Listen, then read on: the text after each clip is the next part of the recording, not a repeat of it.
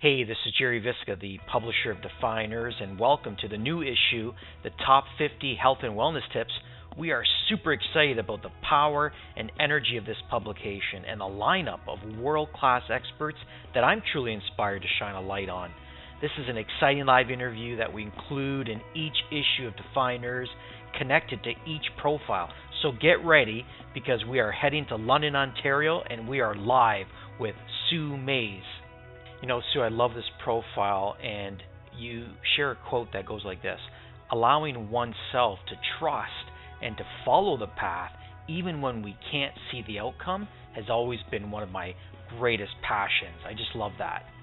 So, Sue, share with us, why have you chosen to serve others through health and wellness? Well, Gerry, when I first started in my career, I wanted to figure out a way to help others, and at the beginning I was working with children with neurological disorders and helping them to grow and become more balanced in how they were actually serving themselves and getting their brain to serve them in a higher way. So first of all, I started with integration of the brain and how to get them to really recognize that the limits that other people had put on them didn't have to stay, that there was a possibility of it shifting. And in my practice at the very beginning, I was so blessed with some clients that showed me, way beyond my scope of practice at the time, that there was something underneath everything that I was doing that I wasn't totally conscious of, and I had to learn about it in order to help facilitate them. And that was, I had an autistic man one time come in that used a facilitator typer and said to me, by typing out one letter at a time, "You served me in another lifetime. I'm here for brain integration in this. I need your help." I had a man who came in that had a stroke, and his wife said, "Do you think this work will help him?" And I said, "I don't know, but you know what? I'm starting out. I don't have a lot to do, so why don't we try? And if it works, you pay me, and if you don't, right?" And so I just kind of laughed, and this man recovered from his stroke and started to write again in an 8-week period. And it wasn't so exciting to me until I realized that he was a writer and an author. And so it was a profound shift. So some of those interesting things that came in on my life scope helped me to, investigate further and realize that there was much deeper work to be done, and not just on the physical level, but I had to invite the emotional level, the mental level, and the spiritual level in to really get to the source of what was going on with all of my clients.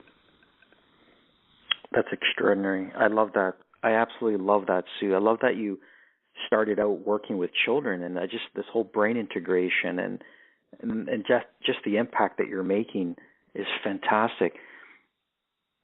Sue, share with me a little bit. Yeah, go ahead. I was going to say, the kids, some of those children now have graduated university. I had about 3 graduations this year for them. Oh. So to see them go from a child of 5 and 6 or even 3 and 4 all the way through and have help and support the families through that is just been an amazing gift to me. It's extraordinary. I love that you can really experience the joy and see the results that you're making and know that you're making an impact. I love that. There's another quote that you share here, Sue, that I want listeners to hear. It goes like this: "I teach them that enough is enough. Move forward, forget the old story. Let me help you release the blockages and get forward momentum going to become everything your inner being desires." There's no doubt that a lot of your work is moving more, even probably incorporating even more spirituality, and I think it's extraordinary. Share with us, how are you inspiring others through health and wellness? What are some of the programs and the platforms? Well, basically I'm doing teaching, and they first have to be able to get to the level of willingness, right? They have to be able to get to the point where they say in their life, "I've had enough, and I need to shift this, and I don't know how." And then using kinesiology, I can work with them to find out where it's stuck in their body or where they stored it in order for them to be in that state that they're in at that moment. And that's a real big area for people to understand, that it's not that everybody's the same, because no two people are. And we want to be unique, But the uniqueness can also get us stuck if we don't realize that in a unique way we store it into our unconscious, and it has to be pulled out in the way that you stored it. And that's what using kinesiology allows me to help them with. I love that. That's fantastic. I love that you share that there has to be this level of willingness before they arrive to you. They have to have come to this feeling of I've had enough. So when some of them come to you and they haven't reached that level, how do you handle that? Then I tell them that, you know what, they've got to look at it maybe at a deeper level, and when they're ready, they know that I'm here, and I will support them to help them get there. But sometimes it's just them hearing that the possibility exists that allows them to go, okay, I am willing. I've had enough. I really want this to change now.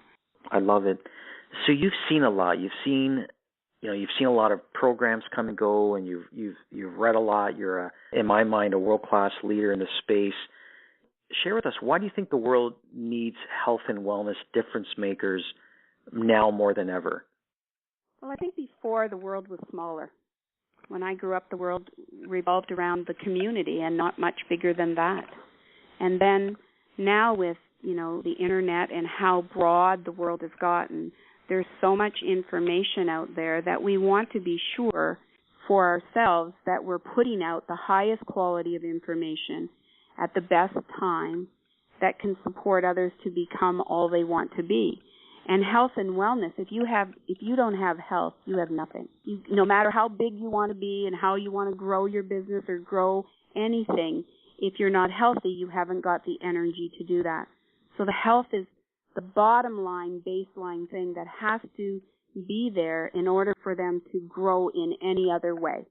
I think that's fantastic. I love that you share, your way of being is really supporting others to be the best that they can be, and I just think that's amazing. What are one or two things that they could start doing to kind of get them prepared to come to see you? Well, one of the first things that they could do is make a list of the things that they're looking to shift, that they want to be ready. And the other thing is getting out of fight or flight.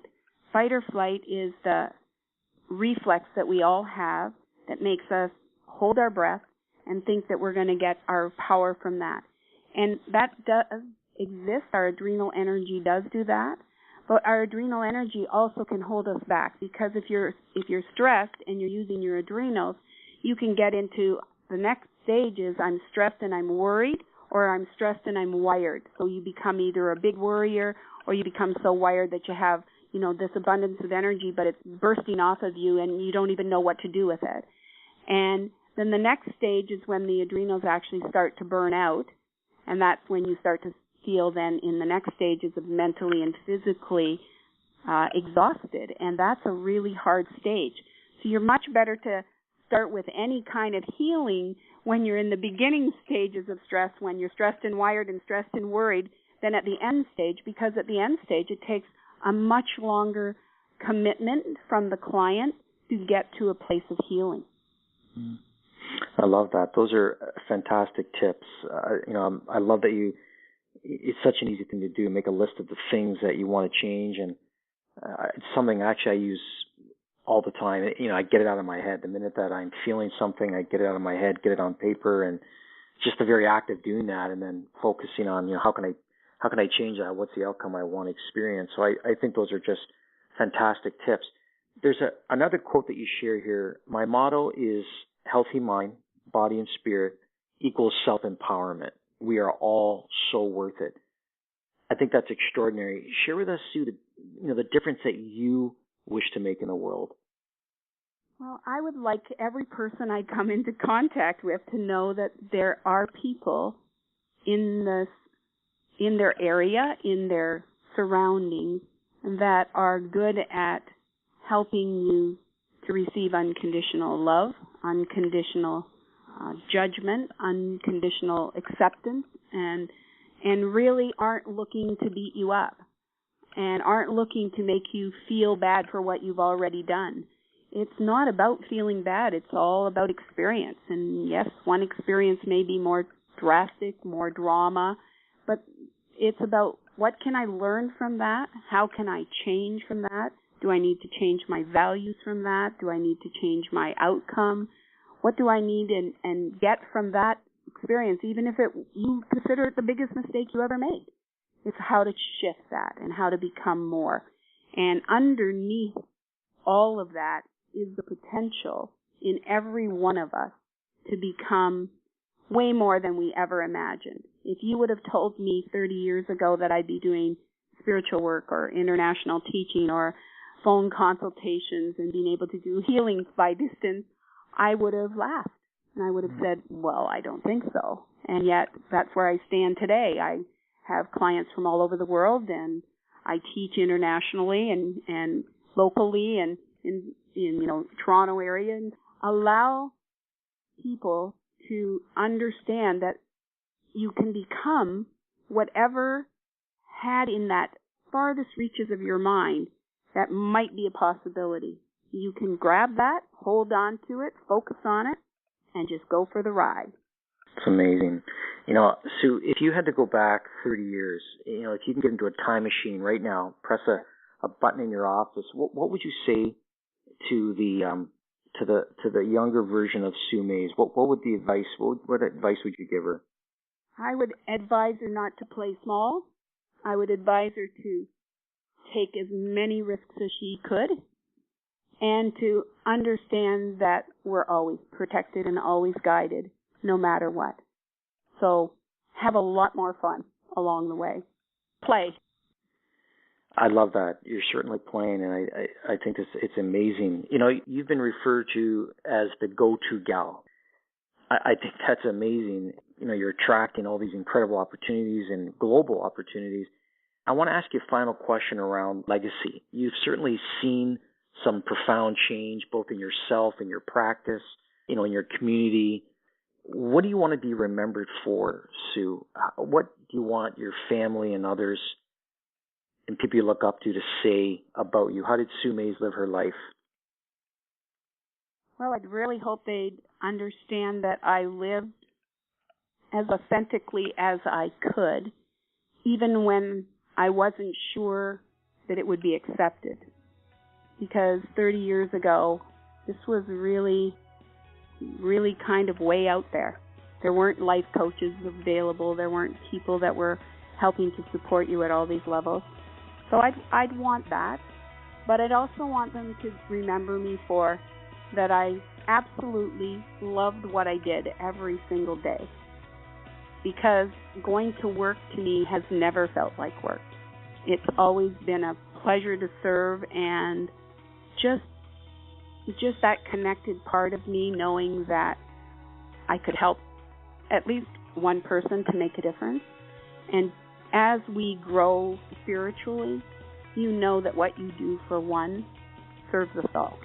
I love it. The world is truly helped by you, Sue Maes. It's the deeper why, the world helped by you. I call this profile Follow the Path. It's on pages 18 and 19 of the top 50 health and wellness tips, the newest issue of Defyeneurs. And I just want to thank you on behalf of everyday people doing extraordinary things for sharing your extraordinary gifts these past 30 years, Sue Maes, and the difference that you've just made in the world. It's absolutely fantastic. Thank you so much for contributing your energy to this profile.